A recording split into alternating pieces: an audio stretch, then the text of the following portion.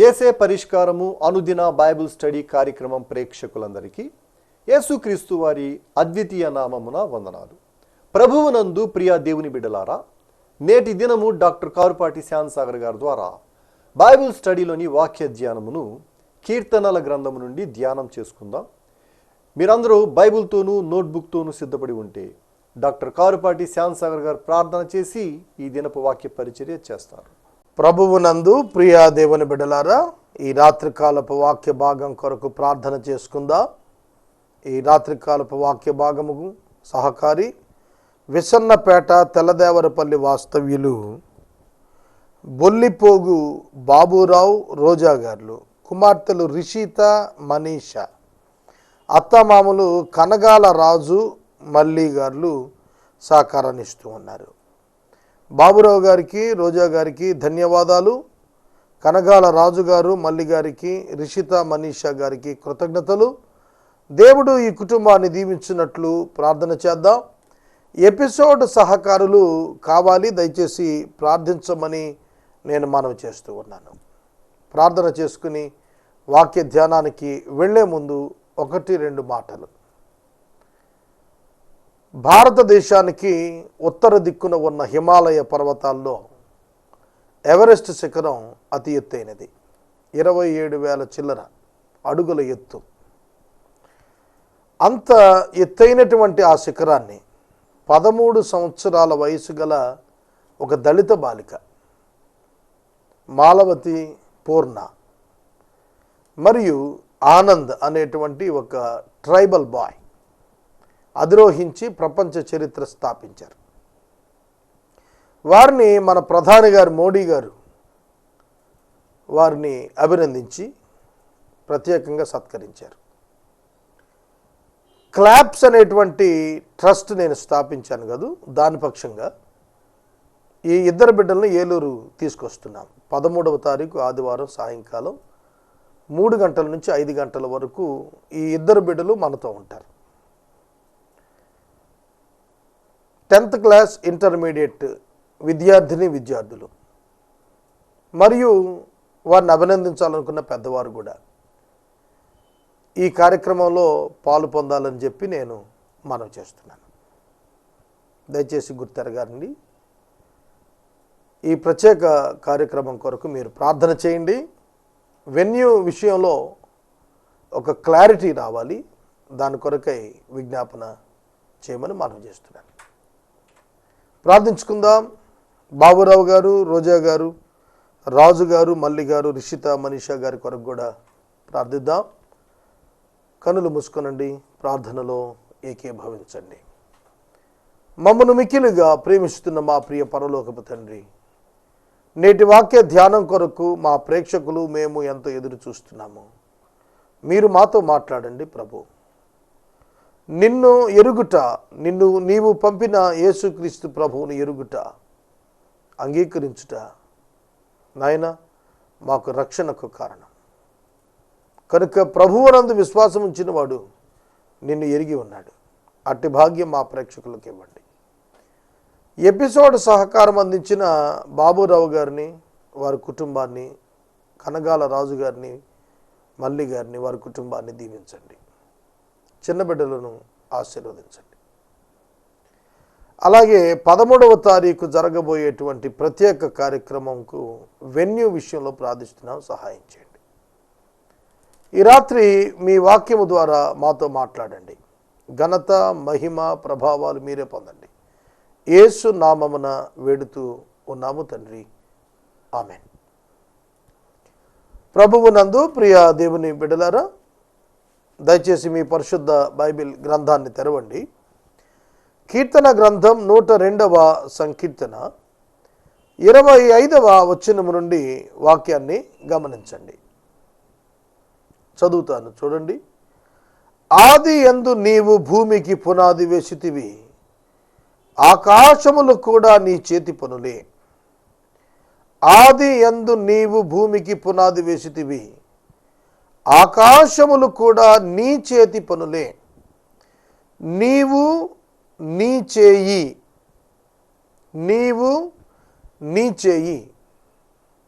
ఎవరు ఈ నీవు అని భక్తుడు ఎవరిని సంబోధిస్తున్నాడు?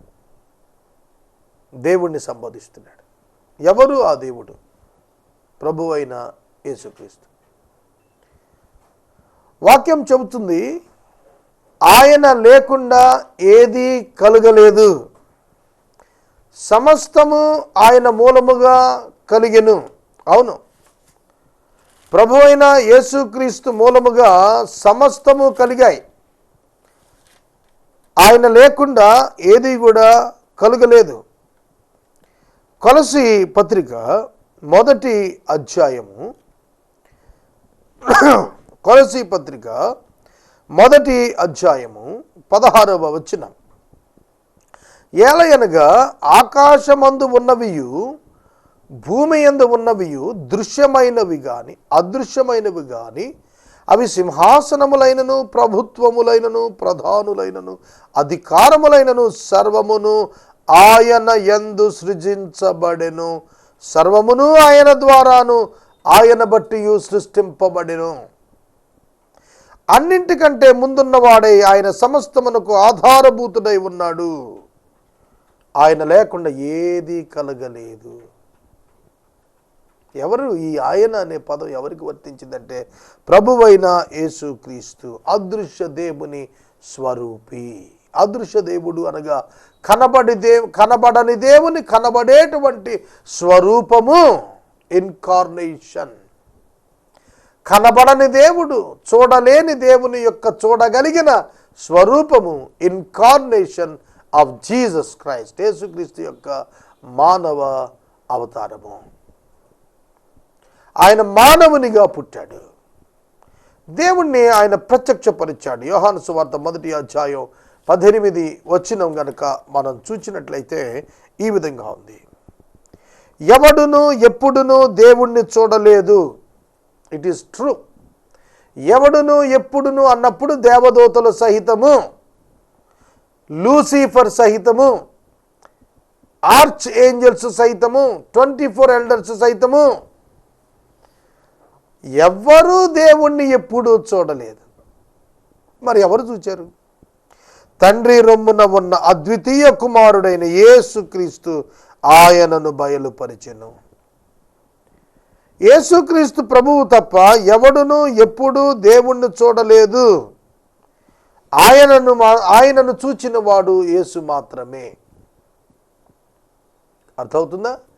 కనుక ఆయన ఆదియందు భూమిని ఆయన పునాదులు వేసెను, ఆకాశములు కూడా ఆయన చేతి పనులే.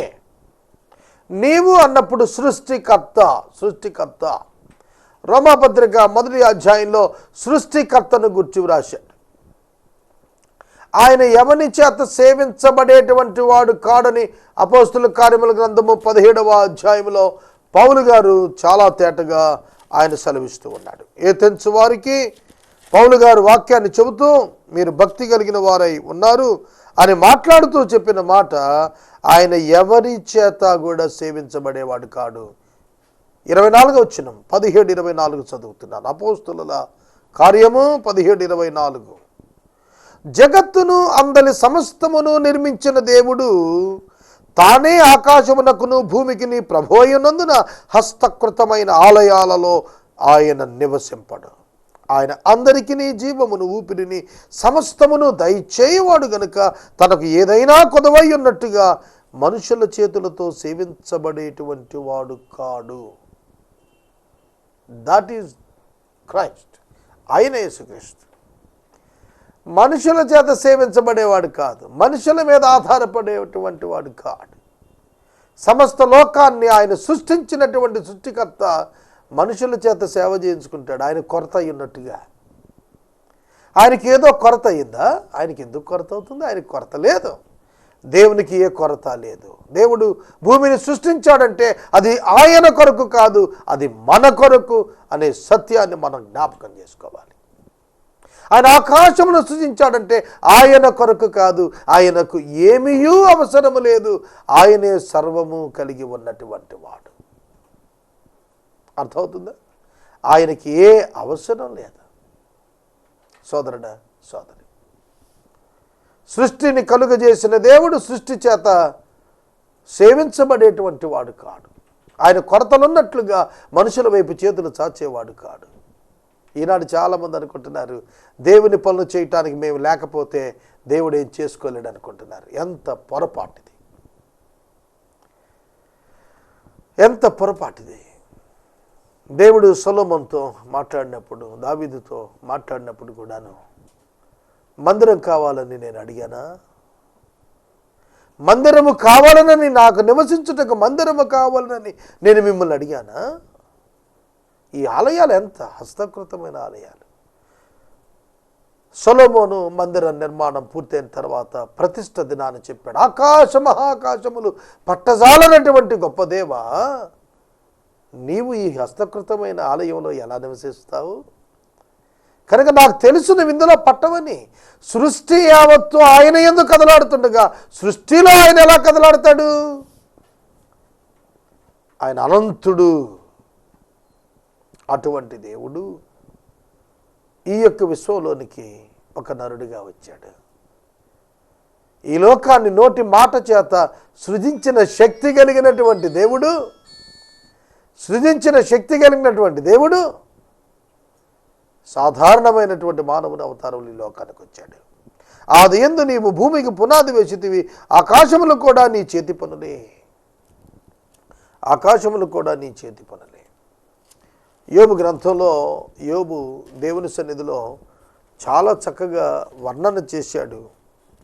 చాలా చక్కగా వర్ణన చేశాడు. దేవా, భూమికి నువ్వు పునాది వేశావు. యోబు గ్రంథంలో చాలా తేటగా భూమికి ఆయన పునాది వేసినప్పుడు ఆకాశ నక్షత్రములు కూడి పాటలు పాడుతూ ఉండగా నీవు భూమికి పునాది వేశావు అని చెప్పాడు. అవును, ఆకాశ నక్షత్రములు అన్నప్పుడు ప్రత్యేకమైనటువంటి దేవదూతలు స్తుతిస్తూ ఉండగా దేవా నీవు భూమికి పునాది వేశావు. అవును ప్రియమైన దేవుని బిడ్డలారా, దేవుడు అద్భుతమైన సృష్టికి కర్తగా తానున్నాడు. ఈ లోకమునకు సృష్టికర్త అయిన దేవుడే భూమిని స్థిరపరిచి సిద్ధపరిచి నివాసయోగ్యంగా చేసి ఉన్నాడు అని చెప్పి లేఖనంలో ఆయన వ్రాస్తూ ఉన్నాడు. యెషయా గ్రంథం 45:18 ఈ వచనాలు మనకు కనబడుతూ ఉన్నాయి. కనుక ఆయన భూమికి పునాదేశాడు. ఆకాశం ఆయన చేతి క్రియలుగా కనిపిస్తోంది. అయినను అవి నశించును గాని నీవు నిలిచి ఉందువు, అవన్నీ వస్త్రము వలె పాతగిలిపోవును. ఒకడు అంగవస్త్రమును తీసివేసినట్లు నీవు వాటిని తీసివేయుదువు, అవి మార్చబడును. దేవుని యొక్క శాశ్వతత్వము, సృష్టి యొక్క అశాశ్వత తత్వము ఇక్కడ రాస్తున్నాడు. దేవుడు శాశ్వతుడు, ఆయనకు అంతము లేదు. కానీ ఆయన చేత సృజించబడిన భూమి ఆకాశములకు అంతమున్నది. ఇండియన్ ఎక్స్ప్రెస్లో the end of the time అనేటువంటి ఒక ఆర్టికల్ ఒక క్రిస్టియన్ జర్నలిస్టు రాశాడు. The end of the time, కాలము యొక్క అంతము అని రాస్తే అది ప్రింట్ చేయటానికి ఆ యొక్క ఎడిటర్ ఒప్పుకోలేదట. ఎందుకని ఒప్పుకోలేదంటే, అయ్యా కాలానికి అంతం ఏంటయ్యా, కాలానికి అంతం లేదన్నట. కాలము కొలిచేది దేంతో? సూర్యునితో. ఎన్ని సంవత్సరాలు, ఎన్ని యుగాలు, ఎన్ని దశాబ్దాలు, ఎన్ని శతాబ్దాలు అనేది ఎలా కొలుస్తాం మనం? సూర్యుడితో. సూర్యుడు లేకపోతే ఇక నువ్వు కాలం ఎక్కడ కొలుస్తావు? చంద్రుడు లేకపోతే నువ్వు కాలం ఎక్కడ కొలుస్తావు? భూమి ఆకాశాలు లేకపోతే నువ్వు దేనిని కొలుస్తావు కాలంగా? కనుక కాలము యొక్క అంతము, the end of the time, Bible చెబుతోంది అంతమైపోతుంది. ఆ తర్వాత అంతము లేనటువంటి నిత్యత్వములోనికి మనం ప్రవేశించబోతున్నాము. అందుకే అంటాడు, నీ సంవత్సరాలు తరతరాలు నువ్వు భూమికి పునాది వేశావు, ఆకాశాలు చేతి పనులే, అవన్నీ నశించిపోతాయి, నీవు మాత్రం నిలిచి ఉంటావు. నీవు మాత్రం నిలిచే ఉంటావు, నీకు అంతము లేదు. దేవుడు చెప్పిన మాట, ఆయన మాట మీద ఆధారపడినవాడు, ఆయన మాట యందు విశ్వాసం ఉంచినవాడు నిరంతరం నిలుస్తాడు. దేవుని మాట యందు విశ్వాసం ఉంచినవాడు ఎన్నటికి చనిపోడు, నిరంతరం నిలిచి ఉంటాడు. దేవుని నామానికి స్తోత్రం. నా ఆయుష్ 70 సంవత్సరాలు, బలముంటే 80 సంవత్సరాలు, ఇంకా బలహీనమైతే ఇంకా ముందే పోవచ్చు నేను. కానీ ఇది భౌతిక జీవితం యొక్క పరిమితి మాత్రమే, కానీ నా ఆత్మకు మరణము లేదు. నా ఆత్మ యేసుక్రీస్తునందు జీవిస్తోంది. ఏదైతే నేను అనేటువంటి ఆత్మ ఉన్నదో దానికి ఈ భౌతికమైన శరీరం కేవలము ఒక వస్త్రము వంటి తొడుగు మాత్రమే. ఒక దినాన ఈ గుడారమును నేను విడిచి వెళ్ళిపోతాను అన్నప్పుడు, నేను అన్నప్పుడు ఇన్నర్ మ్యాన్, అంతరంగ పురుషుడు, నా అంతరంగ పురుషుడికి మరణం లేదు. నా బాహ్య పురుషుడు దినదినం కృషించిపోయిన నా అంతరంగ పురుషుడు దినదినము నూతన పరచబడుతున్నాడు అన్నాడు పౌలు గారు. కనుక నా యందు క్రీస్తు యొక్క సారూప్యం ఏర్పడే వరకు ప్రసవ వేదన పడుతోంది అన్నాడు పౌలు గారు. కనుక ప్రసవ వేదన భక్తుడు ఎందుకు అనుభవించాడంటే క్రీస్తు సారూప్యం మనలో ఏర్పడాలి. పునరుద్ధానమున మనం ఆయనను పోలి ఉంటామని వాక్యం సెలవిస్తుంది. ఆయన సారూప్యంలో ఆయనను పోలి ఉంటాము, ఎందుకంటే ఆయన మనల్ని రక్షించాడు కనుక. కాబట్టి మనం ఆయనను పోలి ఉంటాం కనుక, ఆయనతో ఉంటాం కనుక మనం శాశ్వతంగా జీవించబోతున్నాం అన్నప్పుడు ఈ శరీరం భూమి మీద నుండి వెళ్ళినప్పుడు విడిచి వెళ్ళినా ఆయన పునరుద్ధానమును మరలా నూతన శరీరం మనకు అనుగ్రహించబడుతుంది.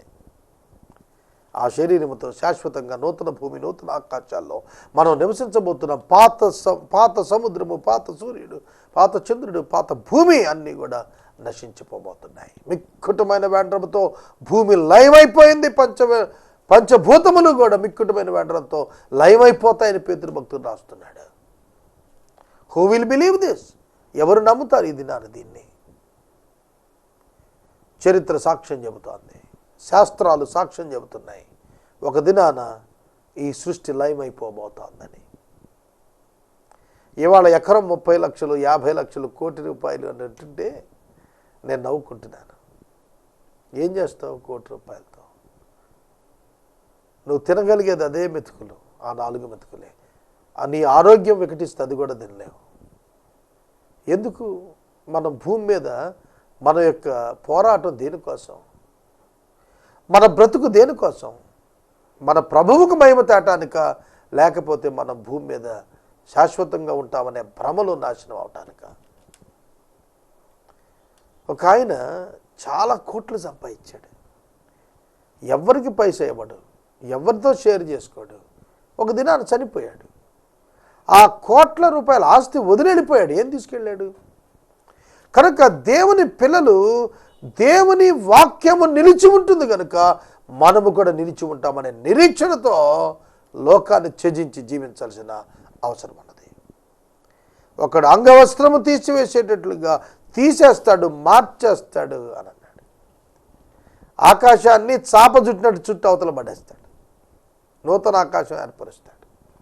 అది ఆయనకి ఒక క్షణం పని. అట్టి దేవుడు నరుడిగా వచ్చేటప్పటికి మానవులకు లోకమైపోయింది. ఆకాశ పక్షులకు గూళ్ళున్నాయి, నక్కలకు బొరియలున్నాయి. మనిషి కుమారుడు తలదీర్చుకోవటానికి చోటు లేదు అని అన్నాడు. బోధకుడా, నీవెక్కడ నివాసం ఉంటున్నావు అని అంటే, మీరు వచ్చి చూడండి అని అన్నాడు ఆయన. ఎక్కడుంది ఆయన నివాసం?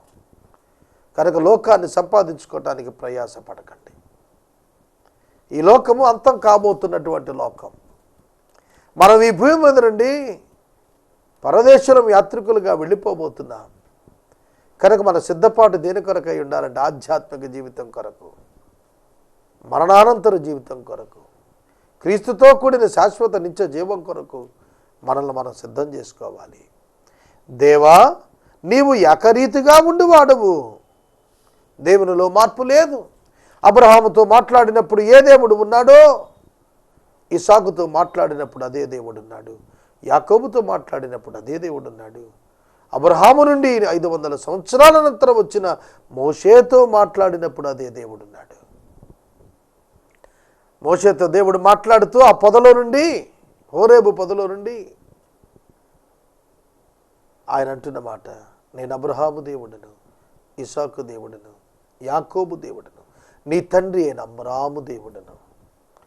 అబ్రహాము చనిపోయాడు 600 సంవత్సరాల క్రితం, ఇసాకు చనిపోయాడు 500 సంవత్సరాల క్రితం, యాకోబు చనిపోయాడు 400 సంవత్సరాల క్రితం, అబ్రహాము చనిపోయాడు 100 సంవత్సరాల క్రితం.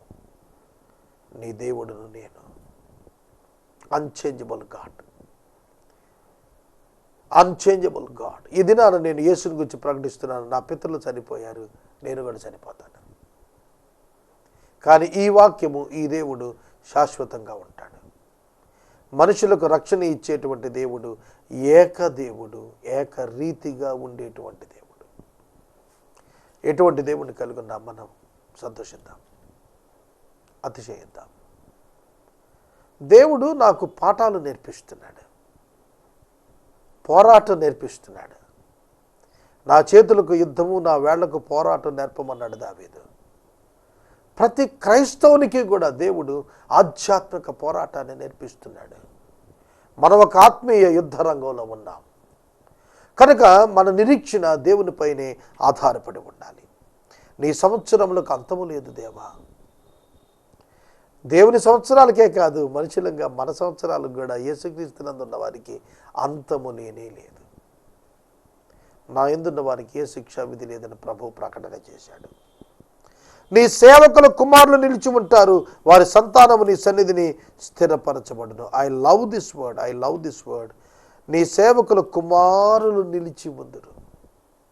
నా తండ్రి నీతిమంతుడిగా బ్రతికాడు, ఉపాధ్యాయ వృత్తిలో ఉండి స్పాట్లెస్ పర్సన్గా బతికాడు. ఆయన బిడ్డలంగా దేవుడు మమ్మల్ని స్థిరపరిచాడు. స్థిరపరిచాడంటే ఆస్తుల్లో కాదండి, దేవునిలో స్థిరపరిచాడు, దీవెనలో స్థిరపరిచాడు, సాక్ష్యములో స్థిరపరిచాడు. అర్థమవుతుందా? దేవుడు స్థిరపరిచాడు. అనేక కుటుంబాలు, మా ఫాదర్ కాంటెంపరీ పర్సన్స్ యొక్క పిల్లలు సంతోషంగా లేరు, స్థిరంగా లేరు. కారణము, వారు దేవుని కలిగి లేరు. ప్రభువును కలిగిన మేము దేవుని సేవకులముగా స్థిరపరచబడ్డాము. 3000 సంవత్సరాల క్రితం వ్రాయబడిన కీర్తన, even today it is true in the lives of the people of God. దేవుని యొక్క పిల్లల యొక్క జీవితాల్లో ఈనాటికి ఆనాడు చెప్పబడిన వాక్యము స్థిరముగా నెరవేరటం నేను కళ్ళారా చూస్తున్నాను. దేవుని అంగీకరించిన బిడ్డల యొక్క జీవితాలు భిన్నంగా ఉండటం మనం గమనించగలుగుతాము. ఆయనను కలిగిన వారు ఆశీర్వదించబడ్డవారు. వారి సంతానం, నీ సేవకుల సంతానం నీ సన్నిధిని స్థిరపరచబడుతుంది, నిలిచి ఉంటుంది. స్థిరపరచబడును, స్థిరపరచబడును, నిలిచి ఉండును. దావీదు కోరుకున్నదే, దేవా నా సంతానము నీ సన్నిధిలో నిలిచి ఉండేటట్టు చేయి ప్రభువా. నేను కూడా అదే అడుగుతాను. నా బిడ్డలకు ఆస్తులు ఇవ్వని అడగను. నేను ఆస్తులు సమకూర్చే ప్రయత్నం కూడా చెయ్యను అసలు. ఎందుకంటే నేను దేవుణ్ణి ఇస్తే చాలు, నేను దేవుణ్ణి ఇస్తే చాలు. యేసయ్యను నా బిడ్డల జీవితాలు ఇస్తే చాలు. అదే నేర్చుకున్నాను 25 సంవత్సరాల సేవా జీవితంలో. ఒక అపార్ట్మెంట్ కొరకు, ఒక స్థలం ఇవ్వటానికి ఐ నెవర్ ట్రైడ్. నేను ప్రయత్నమే చేయలేదు. ప్రియదేవుని బిడ్డలారా, అపోస్తుల కార్యముల గ్రంథంలో, అపోస్తుల కార్యముల గ్రంథం 3వ అధ్యాయంలో పరిశుద్ధుడైన పేతురు, యోహానులు శృంగారమును దేవాలయానికి ఎక్కిపోతున్నప్పుడు వారు మాట్లాడిన మాట మనల్ని సవాలు చేస్తోంది. నీకిచ్చినట్లు వెండి బంగారములు మా యుద్ధ లేవు కానీ మా దగ్గర ఉన్నది నీకు ఇస్తున్నా, నజరేయుడైన యేసు నామమున నీవు లేచి నడువమన్నాడు. ఏముంది పేతురు దగ్గర, యోహాను దగ్గర? ఏముంది? వెండి బంగారాలు లేవు 3వ అధ్యాయంలో. 2వ అధ్యాయంలో ఏముంది? 5,000 మంది ఆస్తులు అమ్మి పేతురు పాదాల దగ్గర పెట్టగా 3వ అధ్యాయం 1వ వచనంకి వచ్చేటప్పటికి నా యొద్ద వెండి లేదు, బంగారము లేదు అన్నాడు. ఏమైపోయింది ఆ డబ్బంతా? బ్లాక్ మనీ స్విస్ బ్యాంకులో దాచాడా? లేదు. ప్రియ సహోదరుడు, సహోదరి, పంచిపెట్టాడు. పంచిన వాడే అపోస్తలుడు. పెంచుకున్న ఆస్తులు కలిగిన వాడు అపోస్తలుడని పెట్టుకుంటున్నాడు. వాళ్ళ తన కొరకు ఆస్తి కాక పంచిన వాడే అపోస్తలుడు. అర్థమవుతుందా? అట్టి వారి బిడ్డలు స్థిరపరచబడతారు, అట్టి వారి బిడ్డలు నిలిచే ఉంటారని ఈ రాత్రికాలం నేను మనవి చేస్తున్నాను. ప్రియమైన దేవుని బిడ్డలారా, వాక్యం వింటున్నారు కదా. What for you are waiting? దేని కొరకు మీరు ఎదురు చూస్తున్నారు? నూతన ఆకాశం, నూతన భూమి రాబోతోంది. నా మాటలు మీకు వెరితనంగా అనిపించవచ్చు. నేను చెబుతోంది దేవుని వాక్యం. నేను ఇప్పుడు చెబుతున్నాను 21వ శతాబ్దంలో యేసుక్రీస్తు ప్రభు మరణించిన తరువాత పద్మాసు ద్వీపంలో ప్రకటన గ్రంథాన్ని పొందినటువంటి యోహాను చెబుతున్నాడు 21వ అధ్యాయంలో, అంతటా నేను క్రొత్త ఆకాశమును క్రొత్త భూమిని చూచితిని. దేవుని నామానికి స్తోత్రం. పాతవి పోయాయి, పాత ఆకాశం పాత భూమి పోయింది. సముద్రం అక్కడ లేదు, సూర్యుడు అక్కడ లేడు. వింతైనటువంటి పరిస్థితి మధ్య నేను అలంకరించబడిన పెండ్లి కుమార్తె వలె దిగి వస్తున్న నూతన యెరూషలేమును చూచితిని. పెండ్లి కొరకు అలంకరించబడి దిగి వస్తున్నట్లుగా ఉండిన పెండ్లి కుమార్తె వంటి యెరూషలేమును చూచాను నేను. అచ్చట ప్రజలు దేవునితో నివాసం ఉన్నారు. వారి ప్రతి బాష్ప బిందువు తుడచబడుతుంది. ప్రభువు తానే కాపురై ఉండి వారిని కాపాడుతాడు. ఆయన వారి మధ్యన నివాసం ఉంటాడన్నాడు. ఆ దినం కొరకు అలనాడు అబ్రహాము ఎదురు చూచాడు. హెబ్రీ పత్రిక 11వ అధ్యాయంలో పౌలు గారు రాసింది అదే. దేనికి దేవుడు నిర్మాణకుడు శిల్పి అయి ఉన్నాడో ఆ విలువ కలిగిన పట్టణం కొరకు ప్రభు ఆ యొక్క అబ్రహాము ఎదురు చూస్తున్నాడు. కనాను భూభాగం కోసం కాదు అబ్రహాం బయలుదేరింది, పరమ కానాను కొరకు బయలుదేరాడు. నేను చూపించే దేశానికి బయలుదేరమన్నప్పుడు అబ్రహాం బయలుదేరాడు. ఆ దేశం ఏది? కనాను కాదు, పరమ కానాను. అట్టి వారికి దేవుడును అనిపించుకున్నట్టుకు దేవుడు సిగ్గుపడడు అని హెబ్రీ పత్రిక 11వ అధ్యాయంలో అబ్రహాంను గురించి వ్రాయబడింది. నేను కూడా అలాగే ఉండాలి, నీవు కూడా అలాగే ఉండాలి. శాంతి సాగర్ యొక్క దేవుడను అని దేవుడు పిలిపించుకున్నట్టుకు సిగ్గుపడడు అన్నట్లుగా నా జీవితం ఉండాలి. I should not stand on the money. డబ్బు మీద నేను ఆధారపడకూడదు, దేవుని మీద ఆధారపడాలి. అది నా కమిట్మెంట్. ఈ రాత్రి నేను మనవి చేస్తున్నాను, నీ సేవకుల కుమారులు నిలిచి ఉంటారు, వారి సంతానము నీ సన్నిధిని స్థిరపరచబడుతుంది. ఇది మన జీవితాల్లో జరుగును గాక. ఈ రాత్రి కాలపు వాక్య భాగం కొరకు సహకారాన్ని ఇస్తున్నటువంటి కుటుంబం విసన్నపేట తెల్లదేవరపల్లి వాస్తవ్యులు బొల్లిపోగు బాబురావు రోజా గారు, కుమార్తెలు రిషిత మనీష, అత్తమామలు కనగాల రాజు మల్లి గారు సహకారమిస్తున్నారు. దేవుడి కుటుంబాన్ని దీవించును గాక. మనము ఇంతవరకు డాక్టర్ కారుపాటి శ్యాన్సాగర్ గారి ద్వారా బైబిల్ స్టడీలోని వాక్య ధ్యానమును కీర్తనల గ్రంథము నుండి ధ్యానం చేసుకున్నాము. ఈ కార్యక్రమం ద్వారా మీరు పొందుకునుచున్న ఆత్మీయ మేలులు ఒక ఉత్తరం ద్వారా మాకు తెలియచేయండి. మీ ప్రార్థనా మనవులు మాకు తెలియచేస్తే ఏసే పరిష్కారం కార్యాలయం ఏర్పాటు చేసిన ప్రత్యేక ప్రార్థనా శిబిరంలో మీ కొరకు ప్రార్థిస్తాం. మీ కుటుంబ పక్షముగా ఒక ఎపిసోడ్ ప్రసారం చేయాలనుకున్నట్టు మాకు తెలియచేస్తే మా సిబ్బంది మీ గృహాలను దర్శిస్తారు. ముగింపు ప్రార్థన ఆశీర్వాదాలతో ఈ కార్యక్రమాన్ని ముగించుకుందాం. ప్రియమైన దేవుని బిడ్డలారా, ఈ వాక్యము అనంతరం నిబంధన ఛానల్లో 9:30 to 10 PM పిట్ట కొంచెము కోత ఘనము అనేటువంటి అంశాన్ని నేను వాక్యం చెప్పాను. దయచేసి చూడండి. రేపటి ఉదయం 6 గంటలకు నిబంధనలో ఆదికాండము గ్రంథం వచన ధ్యానం ప్రసారం అవుతుంది. గమనించండి. ప్రార్థన. మమ్మల్ని మిక్కిలిగా ప్రేమిస్తున్న మా తండ్రి, మీకు వందనాలు. వాక్య విన్న బిడ్డలను దీవించండి. ఎపిసోడ్ సహకారం ఇచ్చిన కుటుంబాన్ని ప్రత్యేకముగా దీవించండి. రేపటి నుండి మాసాంతం వరకు ఎపిసోడ్ సహకారాలను పంపించండి. మహిమ ఘనత ప్రభావాలు మీరే పొందండి. యేసు నామమున వేడుతున్నాం తండ్రి, ఆమేన్. తండ్రి అయిన దేవుని ప్రేమ, కుమారుడనే సయ్య కృప, పరిశుద్ధాత్మ దేవుని యొక్క అన్యోన్య సహవాసం మనందరికీ తోడైండును గాక.